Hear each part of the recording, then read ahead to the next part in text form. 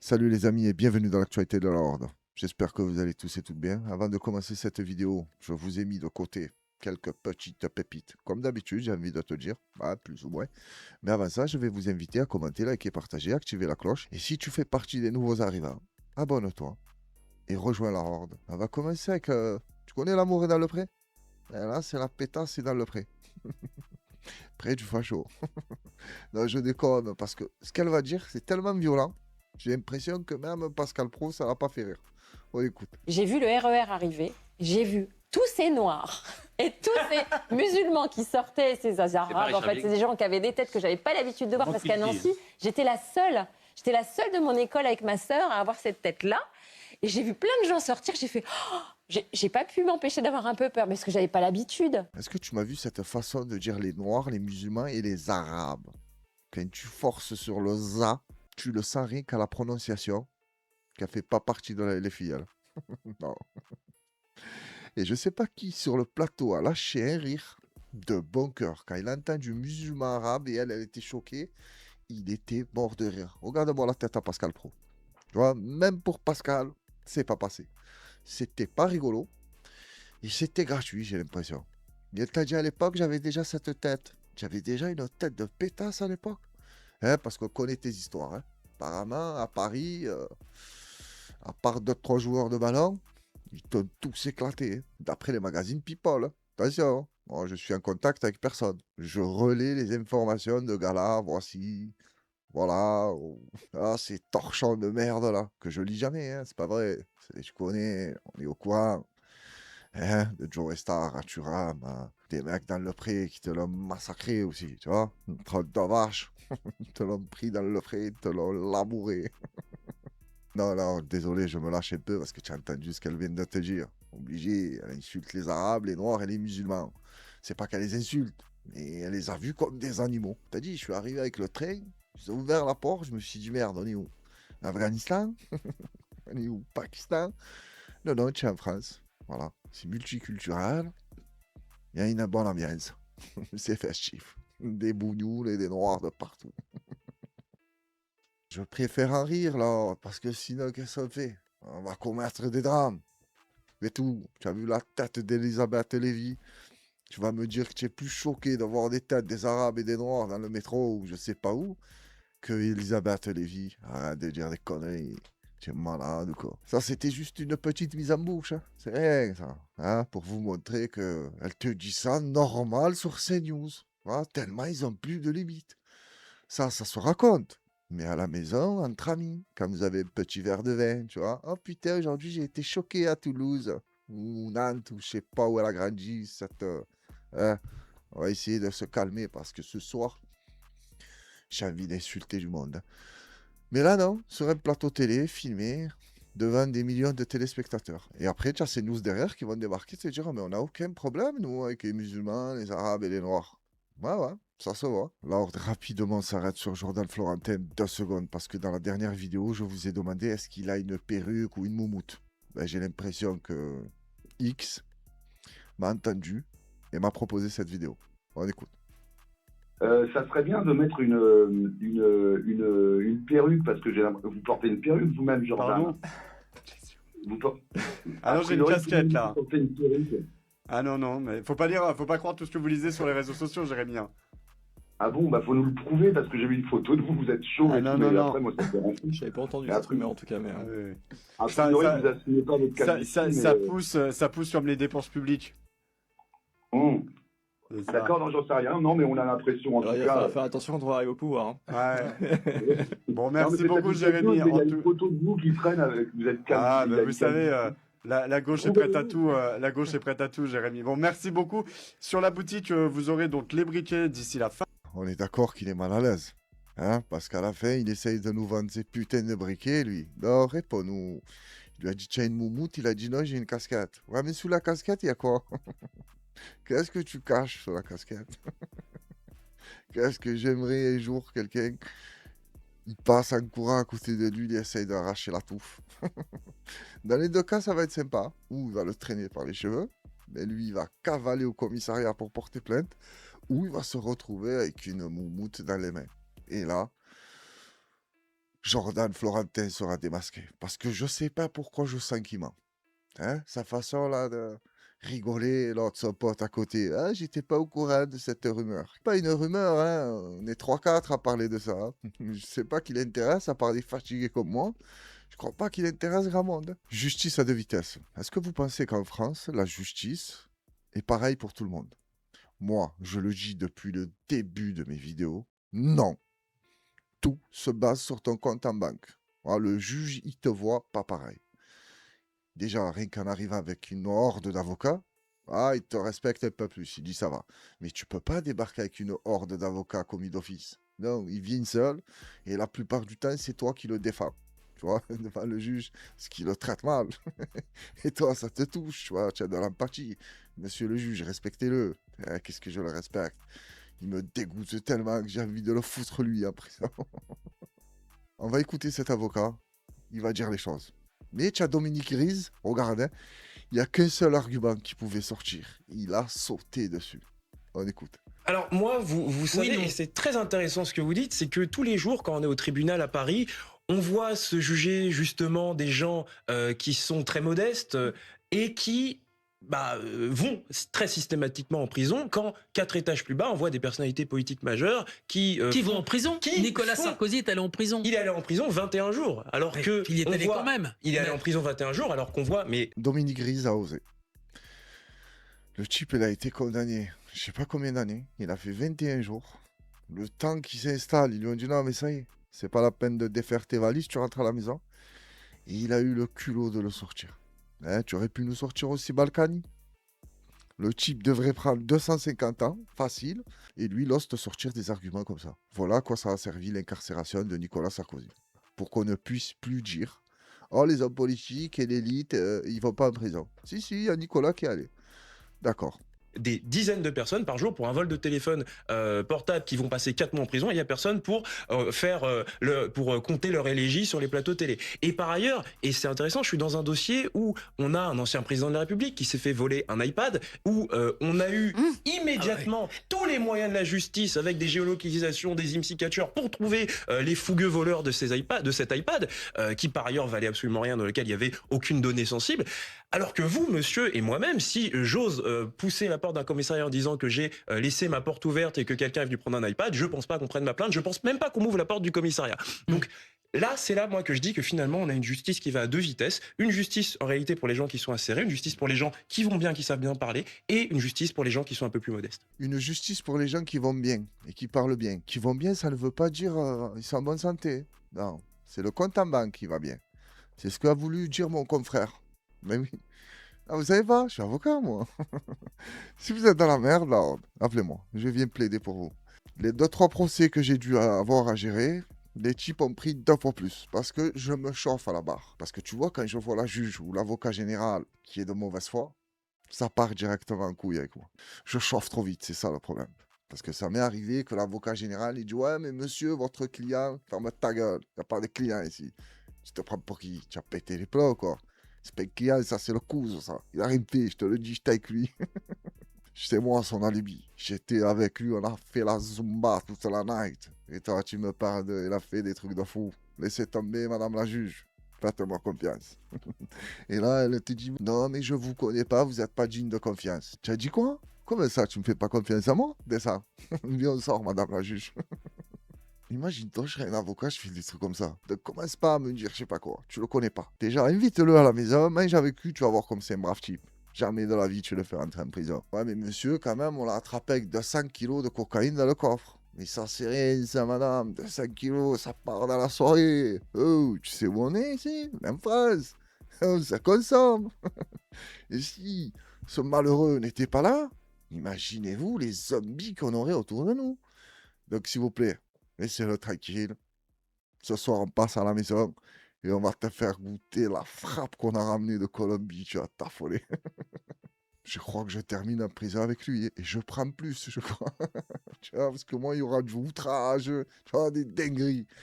Mais au moins, j'aurais fait mon travail. Et en cellule, je me dirais, putain, j'aurais dû y aller moins fort. Dans la vidéo précédente, je vous ai mis un passage de Béatrice Dalle qui parlait des femmes voilées, tout ça. Là, je suis tombé sur un autre extrait où elle assume pleinement qu'elle s'est éclatée et qu'elle s'éclate toujours. On écoute. Côté finance, c'est pas terrible. Ah Tu non. dis, j'ai jamais une thune. Jamais. Jamais. Mais il y a bien des moments où t'as un peu de blé Oui, j'en ai eu. Mais j'ai tout sniffé. Moi, non, j'ai un appart. Hein. dans le nez. Ah ouais. Tu sais, Elton John, quand il survolait les Alpes, il regardait la neige, il dit, je me suis mis tout ça dans le pif. Ah, mais moi, je devrais être riche. Hein. Mais j'ai fait des conneries. Mais j'en ai rien à foutre, c'était bien. Voilà, elle a un appartement dans le pif. Maintenant, ben, il te reste plus qu'à dormir dans les narines. Qu'est-ce que je te dis? Et l'autre, Elton John, il a dit, je me suis mis tout ça dans le nez. Ça m'étonnerait fortement qu'avec Elton John, c'est passé que par le nez. Tu me l'as vu lui aussi. Oh là là, qu'est-ce que c'est que ce débris? Et il nous l'a rendu une star internationale et il nous a fait rêver avec ses musiques de folle là. Je crois qu'il a fait une musique pour le Roi Lion. Je connais un peu Elton John, mais là, il n'y en a pas une qui me revient. Je voulais vous faire un petit passage, tu vois, parce que je chante bien, moi. Je ne sais pas si vous l'avez capté dans mes vidéos. Parce qu'attention, ce que vous ne savez pas sur la Horde, c'est qu'avant, j'étais un chanteur. Et j'ai vu que c'était pas pour moi, tu vois. J'ai arrêté rapidement. Et j'ai des potes à moi. Je ne sais pas s'ils verront la vidéo. Et eux, ils ont continué. Voilà. Jusqu'à présent, je crois. Donc, j'ai un petit message à leur faire passer. Arrêtez vos conneries. Ça y est, vous êtes père de famille. Hein, il y a les enfants, tout ça. Ils vont voir ce que tu fais. Ça va être compliqué. Donc, soutenez la Horde. Faites-moi péter. Et vous cassez pas la tête. Je vous ferai péter. Bon, pas dans la musique. Hein, parce qu'on a vu, ça marche pas, les gars. On fera autre chose, ne t'inquiète pas. Il y a des projets. Mais avant ça, il faut que la Horde, ça décolle. Et grâce à des amis comme vous, ben ça décolle pas. C'est ça le problème. Tu as vu, j'ai employé le terme ami. Je ne sais pas si vous l'avez remarqué dans mes vidéos, je l'utilise rarement ce mot. Ami.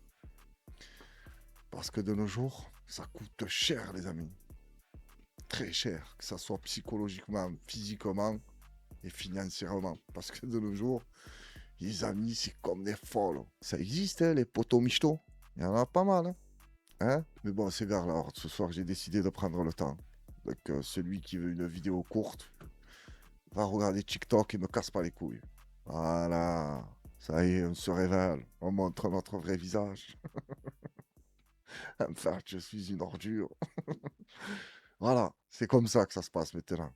Tu adhères à la secte ou tu dégages. J'ai remarqué que dans les vidéos que je regardais là sur YouTube ou un peu de partout, ça parle énormément de Jeffrey Epstein, hein, parce qu'on m'a dit c'est pas Epstein, c'est Epstein. Mais c'est pareil, moi, c'est un bâtard, je me bats les couilles de comment il s'appelle. Tu vois, pas pour répondre à la personne qui veut dire ça, mais pour dire que ce mec, j'en ai rien à foutre. Mais j'ai remarqué que beaucoup de gens parlent de lui, mais ça le montre jamais, quoi. On n'écoute pas ce qu'il raconte, cette ordure. Et là, j'ai décidé de mettre cette petite vidéo et regarde ce qu'il va répondre à une femme qui lui pose une question. Monsieur Epstein, depuis combien de temps êtes-vous sexuellement attiré par des jeunes filles mineures? Objection. Harcèlement. Argumentation. Est-ce que vous plaisantez? Non, je n'ai pas l'impression de divulguer un secret, n'est-ce pas? Demande de suppression. J'aimerais répondre à cette question ainsi qu'à toutes vos autres questions aujourd'hui. Cependant, je dois suivre les conseils de mon avocat. Il m'a dit que je devais invoquer mes droits garantis par les 5e, 6e, 14e amendements. Pour ne pas répondre à ces questions aujourd'hui, il n'y a aucune autre question relative à ce procès. Désolé, en fait, c'était un mec qui lui posait la question. Je viens de capter parce que je me fiais à la voix off, moi, qui traduit en français. Mais c'était un mec. Mais on s'en fout. Tu as vu sa réponse? Vous plaisantez avec un air hautain et arrogant. Je lui aurais dit non, je plaisante pas, grosse merde. Je crois qu'on n'est pas au courant de ce que tu fais. Et après, qu'est-ce qu'il dit? J'aimerais bien répondre à toutes vos questions, mais mon avocat m'a dit non. Utilise le 5e amendement, le 14e, le 13e, il en a sorti je sais pas combien. Pendant qu'il était en train de nous raconter ces merdes, j'étais en train de me dire, imagine-toi, je suis son avocat. Hein? On revient à tout à l'heure. Crois-moi, tu dois faire ton boulot. Mais pendant que je fais mon boulot, je regarde le juge ou la juge et je dis, mais madame, c'est pas lui, il a rien fait. Et je lui fais des clins d'œil comme ça au juge. Et gros, nique-le. Et si je vois qu'elle ne comprend pas, à la fin, quand je plaide, les jurys vont s'affoler. Ils vont dire, oui, c'est vrai que c'est une ordure, c'est une merde, il a fait des trucs de fou, mais voilà quoi. C'est tout. Ouais, ouais. Ah, c'est juste une merde, une ordure et il faut l'envoyer à la chaise électrique? Exactement. Mais attendez, vous êtes un avocat de qui, vous? Des victimes. Voilà. En fait, j'ai voulu le défendre pour qu'il prenne un maximum. C'était ça la stratégie là, de l'équipe. Mais il y a que moi qui était au courant. Et là, je vous le dis, ce type mérite la chaise électrique. Faites-moi plaisir, madame et messieurs les jurés. Et là, tu connais les Américains, après, vont te sortir un film sûrement. Ah, la horde à la barre. Le titre du film, ça sera Son avocat le met dedans. Dire qu'il y a des avocats qui peuvent défendre des ordures comme ça. Je sais pas. Hein, parce qu'ils te disent tout le monde a le droit à une défense. Je suis pas d'accord, moi. Je sais pas trop. Il y a des gens, pour moi, ils ne méritent pas d'être défendus. Il y a des preuves sûres et certaines, c'est lui. Ouais, c'est toi ou pas? Oui, c'est vrai, je regrette. Guillotine, bas les couilles, ou chaise électrique, ou ce que tu veux. Je dis à son avocat. Parce que là, si tu as remarqué, je suis passé en tant que juge. J'ai à son avocat gros. Économiste à salive. Il y a les preuves. Ton client, il est foutu. J'en ai rien à foutre de ce que vous allez me montrer ou ce que vous allez me dire. Tu vois, pour atténuer la chose, non. Il va mourir. Mais monsieur le juge, c'est quoi ce tribunal? Ça sert à rien qu'il y ait un jugement? Si, ça sert. T'inquiète pas, et le jugement, il est déjà pris. Ton client va crever. C'est quoi que tu comprends pas dans ça? Donc, assis-toi. Tu as pris ton chèque? Ouais. Allez, ferme-la. Je le regarde à lui, je lui dis, oh, tu as un dernier mot à dire? Ouais, s'il vous plaît. Non, il n'y a pas. Ça nous plaît pas. Voilà. Allez, et là, je te le regarde à la fin, à la Tony Montana. Qu'est-ce que ça serait satisfaisant de la battre soi-même, tu vois, dans le tribunal. Et tu sors le Desert Eagle, tu vois, qui est le silencieux. Tu te lèves comme ça dans la cour et tu lui dis, bon voyage, Jeff. Et tu lui en mets une dans la tronche. Et l'avocat, non, mais c'est quoi cette justice? Tiens, toi aussi, ferme-la. Là, on va passer au porte-parole du PCF. C'est mon poteau, ça. Guillaume, il m'a fait plaisir. Il t'a fait bugger le plateau de CNews. C'était pas dur à faire, hein. Il a juste dit une vérité, tu vois, classique. De l'année, je vous entends dire, ouais, les agressions sexuelles, les détournements de mineurs. Mais vous avez le loup, il est dans la bergerie. Comment ça se fait que vous parlez pas de ça? Et là, tout le monde va se regarder bizarre. L'autre, le présentateur, il sait même pas quoi répondre. Il y en a un, regarde un moment, il va faire son bouton de la chemise. La meuf, elle va être sur le téléphone. L'autre, il est accoudé au comptoir. Tu as l'impression il a commandé une 8-6. Et tu n'en as qu'un seul qui va vouloir faire le malin. Il va raconter que des conneries. Tu le vois. Il veut montrer à CNews qu'il est là pour les défendre. Mais il aurait dû la fermer. On écoute. Mais malgré tout, vous comprendrez que, comme vous avez évoqué la question des violences sexuelles, je suis forcément obligé de penser à ce qui se passe sur votre chaîne en ce moment. Je suis désolé de le dire, c'est-à-dire que parce que vous parlez des violences sexuelles qui augmentent. Alors évidemment, je suis un peu interrogatif, peut-être que je vous interroge vous aussi, peut-être sur ce que vous pensez de ce qui se passe en ce moment avec Jean-Marc Morandini qui est maintenu sur votre chaîne. Vous parlez de l'augmentation des violences sexuelles et vous avez, vous sur CNews, vous avez Ne mélangeons pas les mots, il y a harcèlement et violence. Violence, c'est pas une violence sexuelle, donc je vous pose la question parce que je veux, sinon on a une vie de schizophrène, sinon on comprend plus rien. Non mais les violences, c'est quand la personne est violée et J'entends massacrée dans son garage. j'entends bien votre réaction. Alors effectivement, j'ai eu des confrères sur la chaîne qui ont réagi, Sonia Mabrouk, Laurence Ferrari, Pascal Praud notamment. Voilà, il y a eu aussi aujourd'hui une déclaration de Jean-Marc Morandini. Effectivement, voilà, j'entends. Nous ensuite. Ok, tu entends, mais c'est toi qu'on veut entendre. Hein. C'est bien beau que tu nous cites Sonia Mabrouk, Laurence Ferrari et Pascal Praud. Il t'a posé la question à toi. Pourquoi tu nous dis que tes confrères ont pris la parole? On n'en a rien à foutre de tes confrères. Toi, tu en penses quoi? Ou tu n'as pas le droit de penser? Nous, effectivement, on a des échanges. Il est dit que dans la rédaction de CNews, ce serait la verticalité. Non, on échange. Et puis, si on a des choses à dire, on se les dit entre nous. Et voilà, c'est ce que je fais. Voilà ce que ce journaliste vient de nous dire. Le boulot de journaliste, c'est pas pour informer la population. Ben, quand il y a une merde chez eux, te dit on en parle entre nous. Par contre, quand ça concerne les immigrés, les musulmans, les OQTF, et ils parlent toujours de la même chose sur CNews, hein, c'est pas compliqué. Là, ils informent la population. Ça dépend en fait de l'information. Quand ça les arrange, ça sort. Quand ça les arrange pas, ça reste en interne. Et nous échangeons. Ça m'étonnerait qu'en votre parti, on ait violé tous ceux qui ont fait du harcèlement sexuel sur des personnes. J'aimerais. Il te l'a fait bugger là. Ça m'étonnerait que dans votre parti à vous, on viole tous les gens qui ont été condamnés. Ah, il s'est trompé, mais voilà comment ça se passe sur CNews. Tu as été condamné, il te viole. Et en plus, il se reprend même pas. Il dit pas pardon, je voulais dire qu'ils ont viré. Hein, il reste sur son truc. T'imagines la ligne éditoriale de CNews? Oh, tu te manques, il te viole. T'envoies, il cache dans le bureau de Morandini. Qu'est-ce que c'est ces histoires? Toi, tu arrives, tu dis, ah, ça va, je suis désolé, j'ai eu 2 amendes. Comment ça, tu as eu des amendes? Va voir le prédateur. Et tu arrives, un couloir, tu as vu sale. Et sur la porte, c'est écrit le prédateur.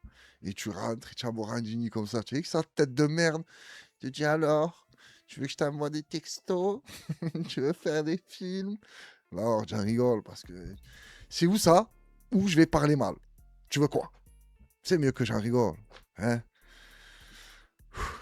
Avoir la preuve que dans votre parti, on est expulsé, exclu du parti tous ceux qui auraient eu des cas de harcèlement sexuel. Donc je pense que c'est quelque chose qui malheureusement peut arriver dans toute organisation. Non, parce que là, en l'occurrence, alors, si vous arrivez à me prouver que chez vous, on n'a jamais toléré quoi que ce soit, ça m'intéresse. Là, qu'est-ce qu'il vient de lui dire? En gros, si je comprends bien, on tolère les gens qui ont été condamnés pour détournement de mineurs. Parce qu'il lui dit, ouais, chez vous, ça m'étonnerait que, voilà, on tolère rien. Non, pas ça.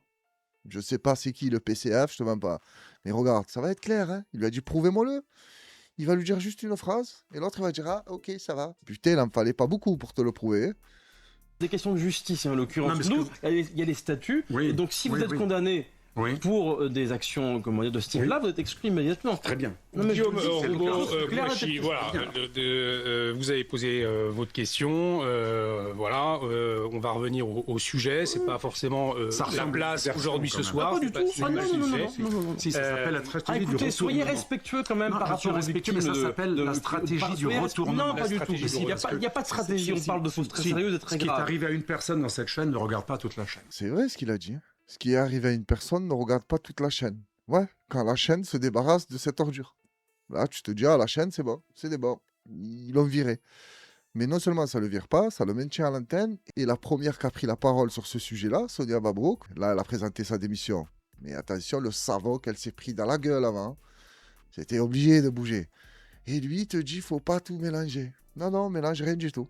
Vous êtes une chaîne qui soutient un homme qui a été condamné pour détournement de mineurs. Voilà. On a mélangé quoi là? Rien du tout. Là, on va passer à du lourd. La team Jodo.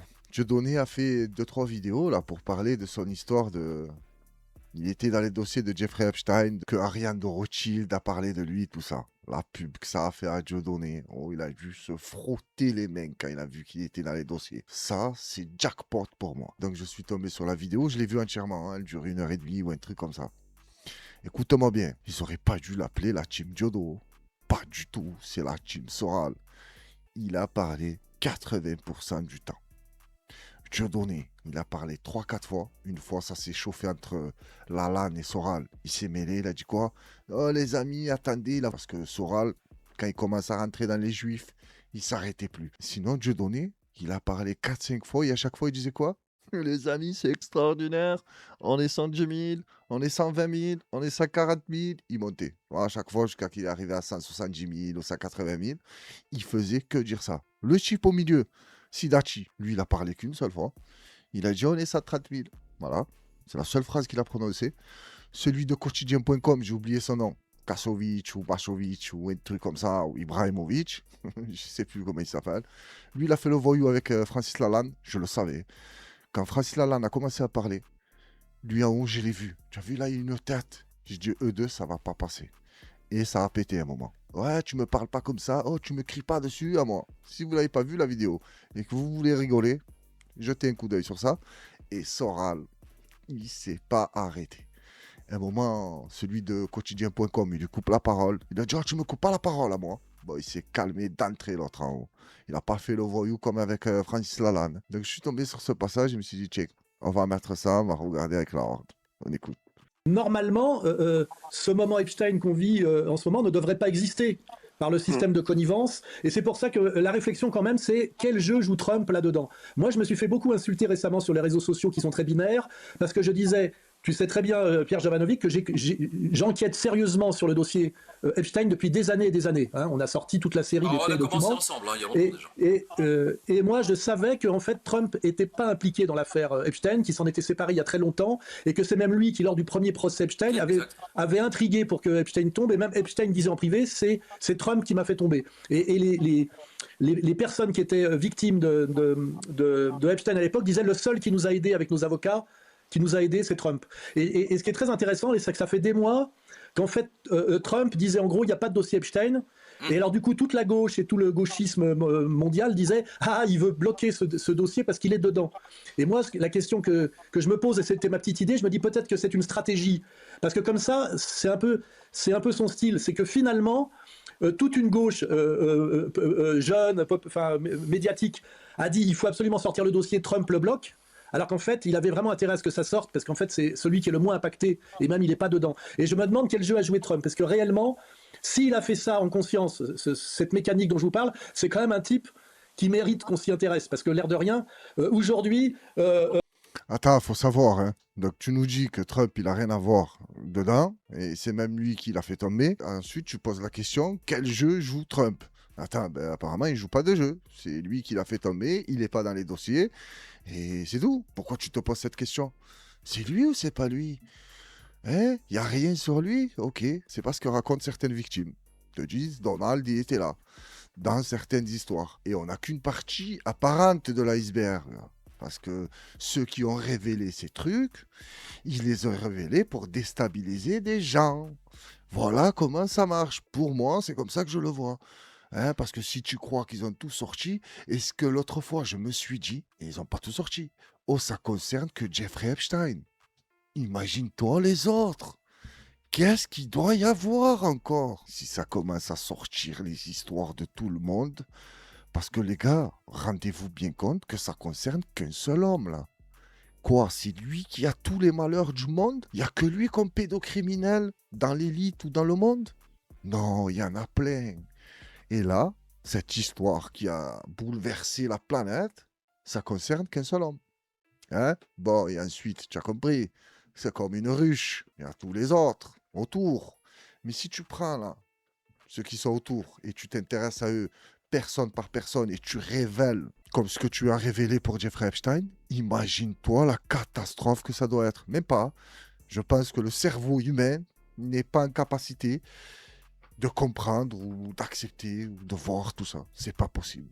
Il est presque obligé de dire en gros aux gens à qui il est inféodé, parce qu'on voit très bien aujourd'hui la pression qu'Israël met sur lui, notamment sur la question iranienne ou palestinienne. On a l'impression qu'il va dire à Netanyahou, en gros, j'ai fait ce que j'ai pu pour bloquer le dossier, mais il a fini par péter, alors qu'en fait, j'ai fait ce que j'ai pu, si on réfléchit bien, il a tout fait pour que ça sorte d'une certaine manière. Et moi, je n'ai pas la réponse, mais la question, c'est quel jeu joue Trump? Et c'est très compliqué sur cette question, sur la question israélienne, sur la question iranienne et sur la question d'Epstein, qui est la même question, hein. C'est la question, je vais le dire, d'Israël, et c'est la question au-delà d'Israël de ce qu'on appelle le suprémacisme juif. Hein, c'est quelque chose de très précis, parce qu'aujourd'hui, je vois beaucoup de gens qui s'excitent sur les réseaux sociaux en disant l'affaire Epstein, ceci, cela. Le mot que je ne vois jamais écrit, pratiquement, c'est Israël. Tu vois, c'est quand même que tout converge vers Israël, qu'on le prenne au sens politique immédiat, ou même au sens, je dirais, presque biblique. Hein, voilà. C'est pour ça que j'ai du mal avec Alain Soral, parce que là, ils viennent de dire que Donald Trump, il fait un genre de double jeu avec Netanyahou. Il lui dit, ah, t'inquiète, ça sort pas, mais il le fait sortir. Et après, il te dit, le seul mot qu'il n'y a pas dedans, c'est Israël. Donc, attends, il couvre Israël ou il ne couvre pas Israël? Il veut mettre dedans Netanyahou, il ne veut pas le mettre dedans? Parce que même le nom de Netanyahou, hein, 3 millions de dossiers révélés, pas ce nom. Et certains te disent que c'est lui qui a fait sortir ça pour déstabiliser Donald Trump. C'est un bordel. Et je ne sais même pas si un jour on saura vraiment ce qui s'est passé. Mais bon, j'ai envie de te dire, ça nous sert à faire des vidéos. Comme à eux, comme à moi. Parce qu'en plus, celui d'en haut là, de quotidien.com, à la fin il le dit. Parce que Dieudonné, encore une fois, il a dit, on est à 190 000. Et l'autre, il a dit, ouais, merci Ariane de Rothschild et merci Jeffrey Epstein. Voilà. Il était conscient. Et j'ai bien aimé Francis Lalanne, même si parfois, je te mens pas, il est un peu lourd. Je sais pas, il parlait, c'était pas captivant. Et Soral pensait la même chose que moi. Et il lui dit, oh, attends, il voulait parler, et Lalanne, il lui dit, non, mais attends, laisse-moi finir, moi je t'ai écouté, et toi tu m'écoutes pas. Et Soral, il lui disait quoi? Oh, tu patines. Donc si vous voulez voir un peu des batailles d'ego, je vous recommande cette vidéo. Et si vous voulez voir une vidéo intéressante, j'ai pas trouvé de passage, dommage. Le jour où je trouve un petit passage, je le mets. Juan Branco, qui a été l'invité d'Idrissa Berkane. Vous savez que moi, Idrissa Berkane, hein, c'est limite. Même si il fait le boulot, ça va, il parle, il dénonce, il n'y a pas de problème.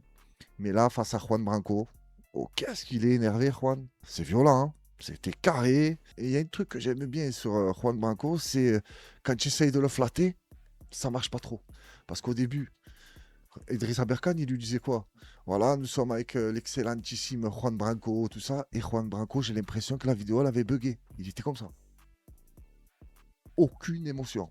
Il n'y a pas de tu vas me flatter, moi, pour que je. Non, ça marche pas. Et d'ailleurs, à un moment, il lui dit oh, en bas dans nos noms, tu as écrit docteur Juan Branco et docteur Idrissa Berkane. Ça, bientôt, ça sert plus à rien. Il lui dit parce qu'il y a des gens de nos jours, en gros, hein, ils ne sont pas allés à l'école, ils n'ont pas de doctorat, ils n'ont pas si. Mais avec l'intelligence artificielle et leurs propres connaissances, ils font des trucs que jamais tu apprendras à l'école ou dans les études supérieures. Et là, Idrissa Berkane était comme ça. Ouais, c'est vrai, tu vois. Je trouve qu'il a été gentil avec Juan parce qu'il a vu que c'était pas du bluff en face. Il y a du niveau. Il reste 2-3 vidéos. Je vais essayer d'aller vite ou en me faire sauter une. Je sais pas, on verra. On va passer à Sarah Knafo. Celle qui s'intéresse aux Parisiens, qui aime les Parisiens, la ville de Paris. Certains vont me dire, ouais, ça va, elle n'est pas obligée de tout connaître. Ouais, mais quand même, le pass Navigo et le foot, c'est populaire. Elle se dit proche du peuple. Donc tu dois connaître un peu ce que les habitants parisiens aiment. Tu devrais savoir un peu. Eh ben, il va lui poser 3 questions. Et les 3 questions, elle n'a pas la réponse. On écoute. Sarah Knafo, il nous reste 20 secondes, si vous permettez. Je voulais vous poser 3 questions qu'on pose généralement, vous savez, aux candidats ou aux candidates à la mairie de Paris. Vous avez le droit de ne pas répondre, vous avez le droit de ne pas savoir aussi, mais vous n'y échapperez pas ce soir. Si je vous demande le prix du pass Navigo mensuel à Paris. Annuel 52. Non. Dites-moi. Non, annuel 50. Bah, si c'était 52 € par an, ça ferait des euros. Hein. Ah oui, ça mensuel. Ça dépend des entreprises. 90,80 € plein tarif pour le pass Navigo. Plus facile, la deuxième. Le nombre de Ligue des Champions remportées par le PSG. Ne répondez pas, Alain. L'année dernière, déjà. Et je vais d'ailleurs ce soir au match, au Classico. Ouais, c'est pas ma question. Combien de Ligue des Champions? Je sais qu'on l'a remporté l'année dernière. Et je m'intéresse de plus en plus. Vous pouvez me citer 3 joueurs du PSG? Difficile, mais je vous dirai ce soir. 3 joueurs du PSG, vous les avez pas? Dites-moi. Vos préférés? Ousmane Dembélé, Bradley Barcola. Dembélé, oui, très bien. Dembélé, je les connais. Je vais m'arrêter là. Je vais pas jouer à la... Bon, vous serez au match ce soir, c'est le Classico, je crois, ce soir. Oui, c'est ça, Classico, PSG. Marseille, 20h45 au Parc des Princes, si je dis pas de bêtises. Je ne suis pas un sage savant, mais je travaille sur mes sujets. Et donc, les sujets que je travaille, je les connais, je les maîtrise. Et pour le reste, j'apprends tous les jours. Vous avez pas l'impression qu'il était un peu énervé, c'est lui qui posait les questions? Il a dit non, je te dis pas. Après, il a dit non, c'est pas la question que je t'ai posée. Et elle pense qu'avec un sourire, tout passe. Dites-moi, vous. Non, ça, je sais pas. 52? Non, dites-moi. Et lui, il a envoyé des noms sans pitié. Hein? Ok, elle peut pas tout connaître, mais faut pas déconner quand même. Tu n'as pas réussi à citer un joueur du PSG, il n'y a que des immigrés. Je suis même pas sûr qu'il y ait un Français dans l'équipe. C'est bizarre, pourtant, les sujets de l'immigration, ça, tu connais. Et là, tu n'as pas réussi à sortir un seul nom. Après, tu me diras, toi, tu t'intéresses plus aux immigrés qui n'ont pas un euro. Par contre, les immigrés multimillionnaires, ça, hein, tu t'intéresses pas trop. Au contraire, tu vas aller t'asseoir et les soutenir. Allez Paris, juste pour que les Parisiens te voient et dire, oh, elle est géniale. Elle soutient notre équipe. Ouais, sauf qu'elle connaît pas un seul putain de joueur. Et après la vidéo qu'on vient de regarder, je suis obligé de vous mettre ça rapidement. Et là, c'est de l'humour, mais c'est vrai. Écoute. Le prix d'un pass Navigo mensuel. Ok. 12 €. C'est plus. 38 €. C'est plus. 42 €. C'est plus. Passe. Le loyer moyen à Paris. 12 centimes. C'est plus. 13 centimes. C'est plus. 14 centimes. C'est plus. Passe. Attendez, mais vous connaissez rien? Non, je connais rien. On peut parler du voile un petit peu? Alors. Mais vous connaissez rien? Non. On peut parler du voile? Tu vas voir que là, j'ai travaillé le sujet. Tu lui parles des musulmans, des immigrés, tout ça. Ah là, incollable. Elle te sort des chiffres, on ne sait pas d'où elle les sort. Elle te sort des statistiques. Elle le sait que les gens qui la soutiennent, ils vont pas aller vérifier. Parce qu'ils l'aiment bien. Pour la plupart, ils se disent non, elle va pas nous mentir. Et même si elle nous ment, on s'en fout. On en a marre des immigrés, des musulmans et des arabes. Il faut qu'ils dégagent. Donc même si elle gonfle les chiffres, ça passe. Et les amis, on va se quitter avec 2 vidéos rapides, courtes de René. Il est mort, si je dis pas de bêtises. Hein. S'il n'est pas mort, désolé. Mais je crois qu'il est mort. Et ça, c'est ce qu'ils pensent quasiment tous les Marseillais qui supportent l'OM, bien sûr, le lendemain du match contre Paris. Je ne demande pas que moi, tu le sais, hein, pas supporter de ballon. Mais j'ai pas aimé ce viol en réunion. Voilà. C'était pas gentil. On va écouter René. Puis ce matin, je me lève. Les gens, ça va néné, ça va pas. Arrêtez les lendemains de match de me demander si ça va. Cassez pas les couilles. Voilà, ça va pas. Voilà, ça va pas. Comme celui qui est à côté de lui. Tu me l'as vu comme il est? Il n'a pas bougé, lui. Lui, je pense que s'il avait bougé, il le gifle, René. Tu comprends pas, toi? Ça va pas? Et toi, tu es là, tu gigotes à côté de moi. Ferme-la. Et pour revenir au match rapidement, tu le vois, c'est pas la même chose. Ils devraient pas jouer ensemble, je te mens pas. Et pour tout vous dire, le match, je l'ai pas regardé entièrement. J'étais chez un pote à moi, on a commencé à regarder le match. 1, 2, à 2-0, il a dit j'enlève, pas j'enlève. Il y en a un autre qui lui a dit non, laisse, attends. Laisse-leur une chance. 3-0, on a enlevé, on a mis un film. Ça a été vite réglé. Mais tu le voyais, Paris joue au ballon, les autres, je sais pas à quoi ils jouaient. Voilà. Je pense qu'ils se sont trompés de sport. Ce qui me rend fou, c'est les supporters, tu vois, qui deviennent fous. Oh, le cheap, il perd ou il gagne. Il va rentrer chez lui, toujours multimillionnaire, la belle vie, la belle villa. Il s'en bat les couilles, lui. Ça le touche un peu, tu vois, il a perdu, voilà, son ego. Mais sinon, il a toujours la belle vie. Et le prochain match, le stade sera plein. Voilà, toujours avec les mêmes branquignoles qui se sont pris 5-0 contre Paris. Mais bon, ça, on a l'habitude. Ça fait des années que c'est comme ça. Quand Marseille joue bien, il gagne. Tu vois les supporters marseillais, là, ils sont contents. Tu vois, j'ai des potes à moi. Oh non, là, on est bon, là. Là, c'est ainsi, on est bon. Ouais, c'est bon contre Brest et je sais pas qui. Je connais pas trop, mais tu m'as compris. Et quand tu tombes face à Paris, mais après, ça joue pas dans la même cour. Hein. Les autres, tu as vu qui y a derrière? Les Qataris, je sais même pas combien d'argent il envoie. Hein, il envoie des milliards et ça achète n'importe qui comme joueur.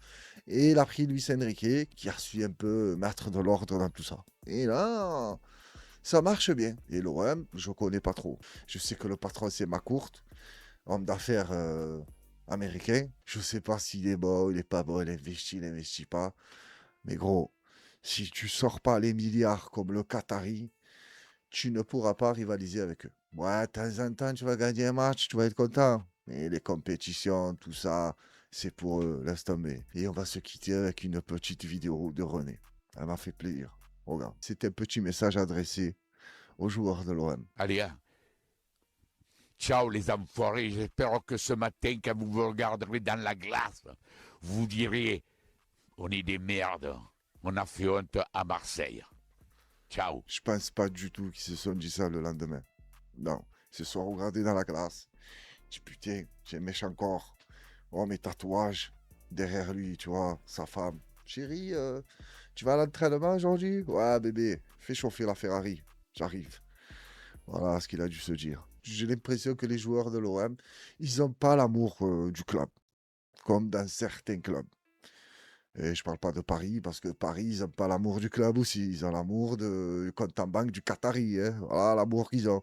Mais ça motive. À Marseille, il n'y a ni le compte en banque à Macourt qui les rend fous, ni l'amour du maillot. Donc, faut pas être étonné de se prendre des 5-0 face à Paris. Les amis, je vous remercie à toutes et à tous. Prenez soin de vous et de vos proches. Bonne soirée à vous tous. Je vous donne rendez-vous jeudi soir si tout se passe bien. Hein? Ça veut dire que si je suis pas là, dites pas, elle a dit qu'il a qu'une parole. Non, des fois, on ne peut pas. C'est les aléas de la vie. Merci à vous. N'oubliez pas de commenter, liker, partager. Force à l'ordre.